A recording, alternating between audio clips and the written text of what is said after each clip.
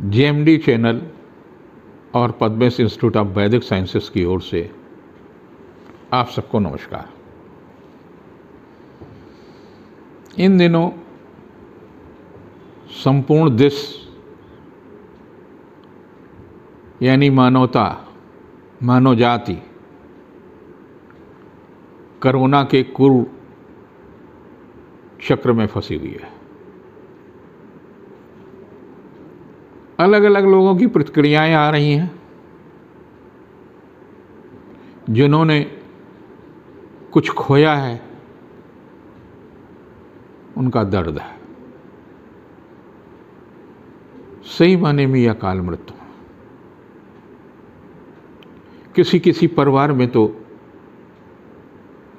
बहुत ही कोहराम मचा, परिवार के कई सदस्य चले गए।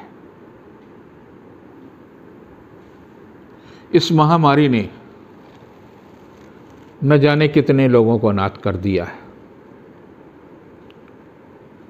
मैंने अपने पूरे जीवन में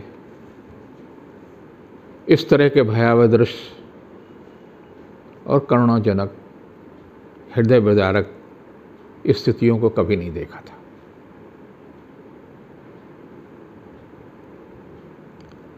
ये बहुत ही कष्टदायी स्थितियों से मनुष्य गुजर रहा है। एक अच्छी बात यह है कि 14 मई को कुछ क्षणों के लिए पंचग्रही योग बना। जिस समय चंद्रमा मिथुन राशि में प्रवेश करने जा रहा था वृष से, उसी कालखंड में सूर्य वृष राशि में प्रवेश किया। कुछ ही समय के लिए पंचग्रही योग बना। कुछ पंचांगों में भिन्नता है।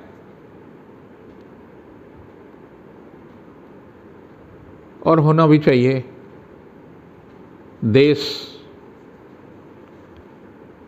के अक्षांश और देशांतर में जो अंतर है, चंद्रमा, सूर्य, इनकी स्थितियों में भी अंतर आता है।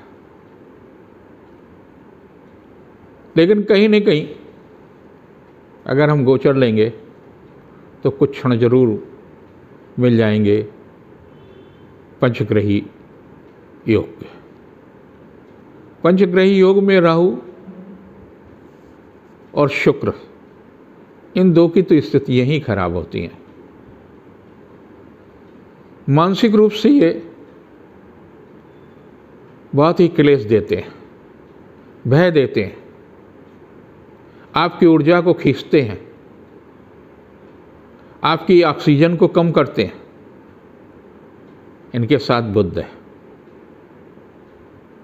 वो कुछ राहत देता है। सूर्य के आने से ग्रहण योग बन जाता है, और ग्रहण तो किसी भी हालत में अच्छा नहीं होता है। 26 मई को खग्रास चंद्र ग्रहण होगा। यद्यपि भारत के अधिकांश हिस्सों में नहीं दिखाई देगा, लेकिन ग्रस्त के समय चंद्रोदय हो रहा होगा। पूर्वी राज्यों में कुछ अंचलों में ये दिखाई देगा। ये दो जो स्थितियां बनी हैं, ये कोरोना को काफ़ी हद तक प्रभावित करेंगे, उसके प्रभाव को कम करेंगे। और हम जो एक मानसिक वेदना से, परिवार के बिछड़ने के दर्द से, रिश्तों के बिखरने के दर्द से, अपनों के खोने के दर्द से जो जूझ रही हैं, उस पर कुछ न कुछ ये ग्रह स्थिति, ये परिवर्तन राहत देगा। एक काम अवश्य करते रहें। जो भी हमारे श्रोता हैं, दर्शक हैं या हमसे जुड़े हुए लोग हैं, कि आप अपने घर में हवन अवश्य करें, वातावरण को शुद्ध अवश्य करें, क्योंकि वातावरण में तमाम प्रकार के चीज़ें, तमाम तरह के कण ऐसे प्रदूषित हुए जो शरीर को किसी न किसी प्रकार के रोग से ग्रसित कर सकते हैं। तो कैसे वातावरण को शुद्ध किया जाए? वातावरण को शुद्ध करने के लिए एकमात्र सही उपाय कि आप नियमित रूप से हवन करें। कानपुर में, दक्षिण कानपुर के हिस्से में दुर्गा प्रसाद विद्या निकेतन CBSE स्कूल है। वहाँ नियमित रूप से छुट्टी के दिन भी हवन जरूर होता है। आप जब कभी भी उसके प्रांगण में होंगे तो दूसरे स्थान से अधिक अच्छी शुद्ध ऑक्सीजन, शुद्ध वातावरण आपको मिलेगा। जिस कारण से हम अनुभव से ये लगभग पिछले 20 वर्ष से ऐसा हो रहा है, और 20 वर्ष के अनुभव से मैं ये कह सकता हूँ कि अगर आप अपने घर में, और मैं घर में तो कम से कम 60 साल से इस तरह का प्रयोग कर रहा हूँ, आप भी करें। सामान्यतः गायत्री मंत्र से ही आप जप कर सकते हैं, नहीं तो आपका आराध्य का जो मंत्र है उससे हवन कर सकते हैं। आपके गुरु के द्वारा जो दिया गया दीक्षा मंत्र है उससे आप हवन कर सकते हैं। ये नियमित रूप से एक 10 मिनट का कार्यक्रम अपनी दैनिक जीवन की दिनचर्या के साथ जोड़ लें। आपको वातावरण को शुद्ध करने के लिए, क्योंकि मनुष्य ने ही क्रूर दोहन किया है। जो वृक्ष हमको ऑक्सीजन देते थे, हमने उनका बहुत बुरी तरह से काट काट करके जंगल, घर परिवार के आसपास के जो वातावरण के वृक्ष थे उनको काट डाला। आप लगा तो नहीं सकते हैं, लगाएं तो बहुत अच्छी सी बात है। कम से कम आप अपने 5 वृक्ष तो जीवन में लगाएं और उनकी रक्षा करें। फलदार वृक्ष हों। हमारे यहाँ तो हमने अपनी ज़िंदगी में कम से कम कई लाख वृक्ष लगाए हैं अलग अलग जगहों पर। आप भी लगाएं, पुण्य कार्य है। अन्न का और ऑक्सीजन का दान इस समय सबसे अधिक महत्वपूर्ण है। आप भी दान कर सकते हैं। ऑक्सीजन पेड़ से भी मिलती है, पेड़ लगाएं। पेड़ से फल मिलते हैं, फल का दान होगा। ये सप्ताह भी आपका कुछ ऐसा ही है। कोरोना कमज़ोर पड़ेगा, लेकिन लापरवाही महंगी पड़ सकती है, क्योंकि आपसे तो वो हमेशा सशक्त रहेगा। आपने दरवाज़ा खोला, चाहे अपने शरीर का चाहे अपने घर का, कोरोना घुस आएगा। अभी आपको इस सप्ताह भी काफ़ी सावधानी रखनी होगी। जिनकी राशि मेष है उन्हें आर्थिक रूप से काफ़ी संतोष करना होगा। कुछ व्यवसाय, कुछ पारिवारिक समस्याएं चल ही रही हैं, उनके प्रति सचेत रहने की आवश्यकता है।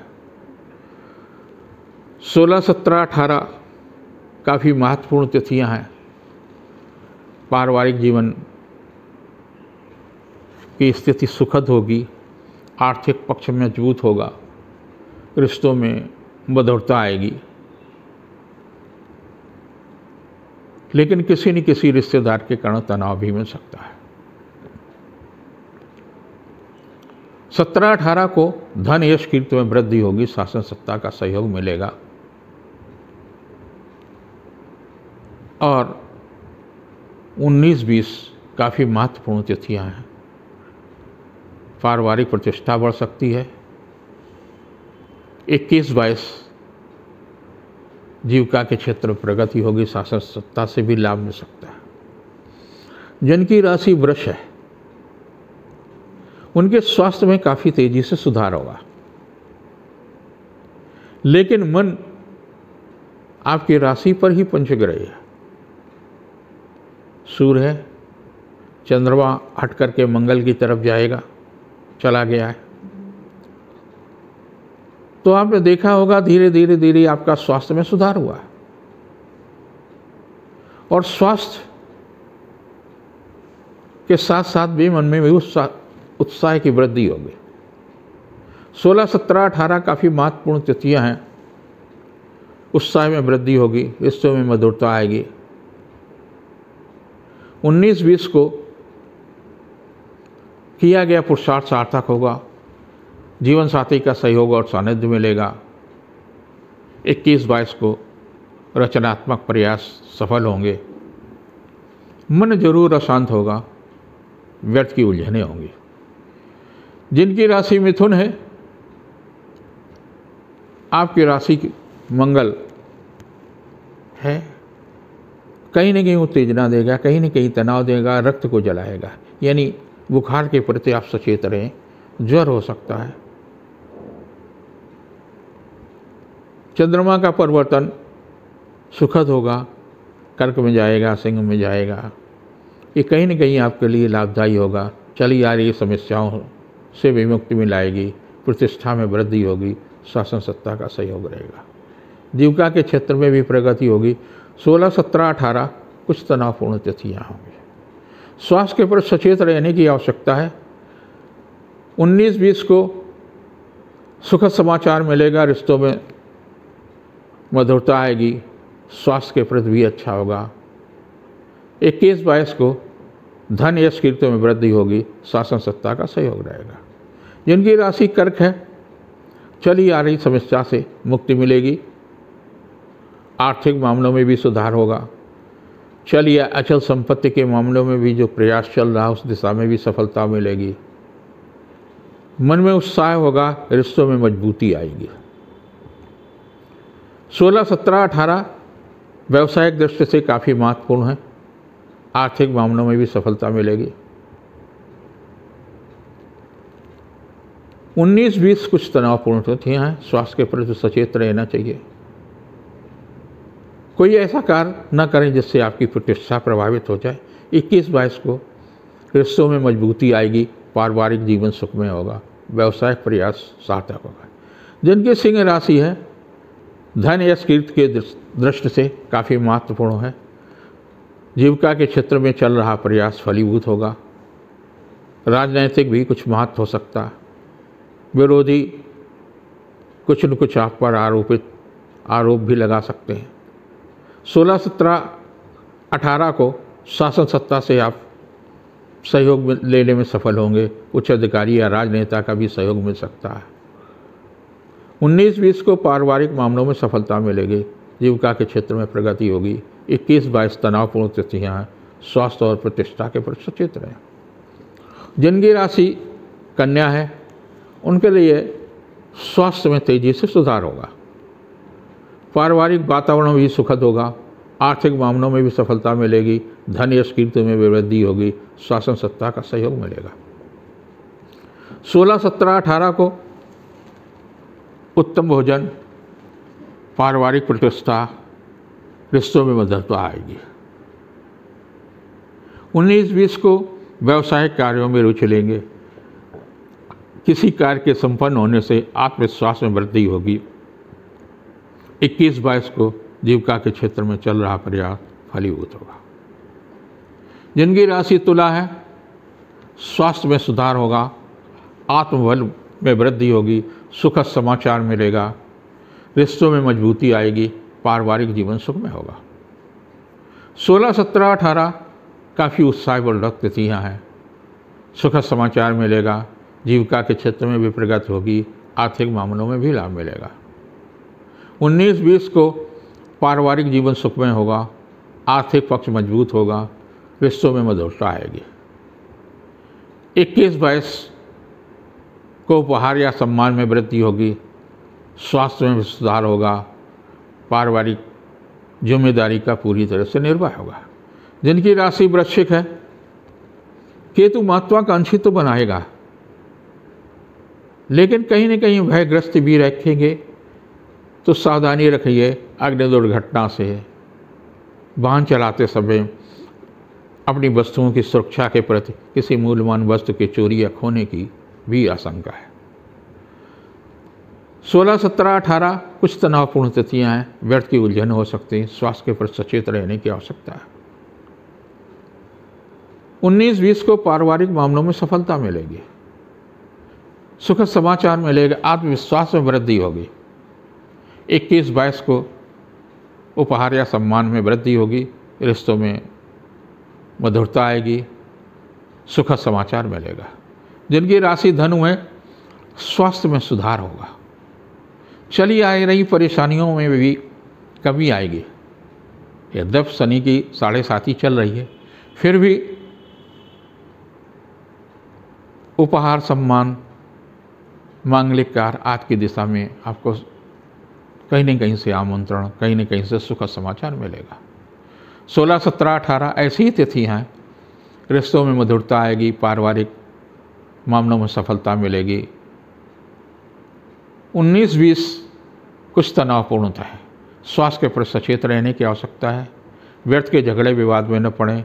21, 20 को व्यवसायिक प्रतिष्ठा बढ़ेगी, धन यश कीर्ति में वृद्धि होगी।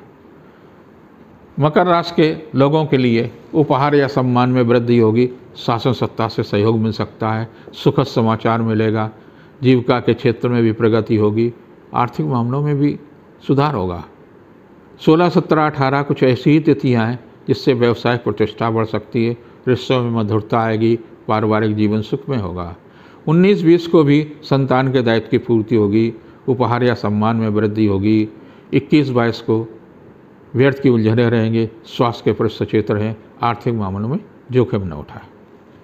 जिनकी राशि कुंभ है, उपहार या सम्मान में वृद्धि होगी, शासन सत्ता का सहयोग रहेगा, जीविका के क्षेत्र में प्रगति होगी, धन यश कीर्ति में वृद्धि होगी, सामाजिक प्रतिष्ठा बढ़ेगी। 16, 17, 18 को आर्थिक योजना प्रभावी होगी, उपहार सम्मान में वृद्धि होगी। 18, 19 को व्यवसायिक दबाव रहेगा, स्वास्थ्य के प्रति सचेत रहें, कुछ आर्थिक तनाव रहेगा। 21, 22 को धन यश कीर्ति में वृद्धि होगी, शासन सत्ता का सहयोग रहेगा।